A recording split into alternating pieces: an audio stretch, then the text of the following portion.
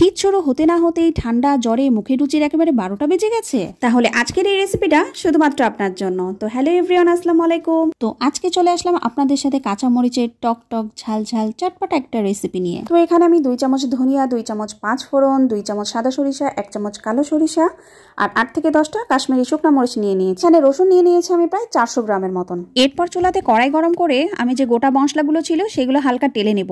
মশলাগুলো খুব বেশি আকারে ভাজা যাবে না, তাহলে কিন্তু আচারের স্বাদ এবং রং দুটোই কিন্তু নষ্ট হয়ে যাবে। তো মশলাগুলো ভাজা হয়ে গেলে এগুলো আমি ব্লেন্ডারে হালকা ক্রাশ করে নিব। খুব বেশি ফিনিশ করা যাবে না, একটু আধো ভাঙো থাকলেই কিন্তু এর আসল স্বাদটা পাওয়া যাবে। এরপর কড়াইতে পর্যাপ্ত পরিমাণে সরিষার তেল গরম করে তাতে আমি ফোড়নের জন্য বেশ কিছু 5 ফোড়ন এতে দিয়ে দিব।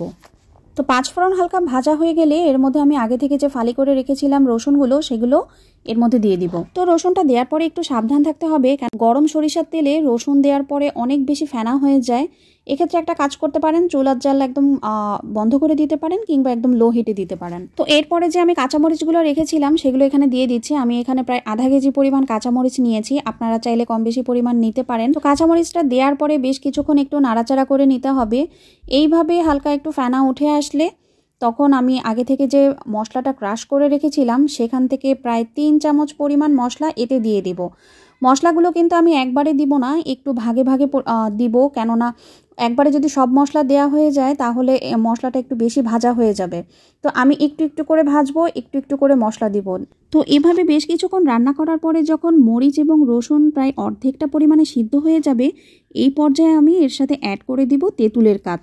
এখানে আমি 100 গ্রাম পরিমাণ তেঁতুল আগে থেকেই ভিজিয়ে কাট করে রেখেছিলাম, তো সেটাই এখানে এখন অ্যাড করে দিব। তেঁতুল অ্যাড করার পরপরই আমি এখানে আরও 2 চামচ যে মশলা রেডি করে রেখেছিলাম সেটাও এখানে দিয়ে দিব। তো আচারটা যাতে দীর্ঘদিন ভালো থাকে সেজন্য এখানে আমি 2 টেবিল চামচ পরিমাণ ভিনেগার অ্যাড করে নিচ্ছি। আপনারা এখানে চাইলে ভিনেগার অ্যাড করতে নাও পারেন, যেহেতু এখানে তেঁতুল দেওয়া আছে তো এমনিতেই আচারটা বেশ অনেক দিন ভালো থাকবে। এভাবে আরও বেশ কিছুক্ষণ নাড়াচাড়া করে রান্না করে নিতে হবে যতক্ষণ না পর্যন্ত কাঁচামরিচ এবং রসুন পুরোপুরি সিদ্ধ হয়ে যায়। যখন দেখবেন কাঁচামরিচের কালার হালকা সিদ্ধ জলপাই কালারের হয়ে গেছে এবং রসুনটাও হালকা লালচে কালারের হয়ে গেছে, ঠিক সেই সময় আমি বাকি যে ক্রাশ করা মশলাগুলো ছিল সেগুলো এর মধ্যে সবটুকুন আমি অ্যাড করে দিব। তারপর আর কি, কাজ শেষ। আমি এখানে চুলা বন্ধ করে দিয়ে আচারটা খুব ভালোভাবে মিক্সড করে নিচ্ছিলাম।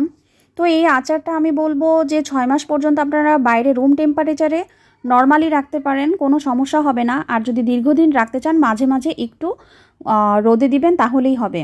গরম ভাতের সাথে একটুখানি আচার আর সাথে যদি থাকে 1 পিস মাছ ভাজা, বিশ্বাস করেন 1 প্লেট ভাত কখন যে তৃপ্তি সহকারে খেয়ে উঠবেন যেই বিশ্বাস করতে পারবেন না। তো রেসিপিটি কেমন লাগলো অবশ্যই কমেন্ট করে জানাবেন। দেখা হবে নেক্সট কোনো ভিডিওতে।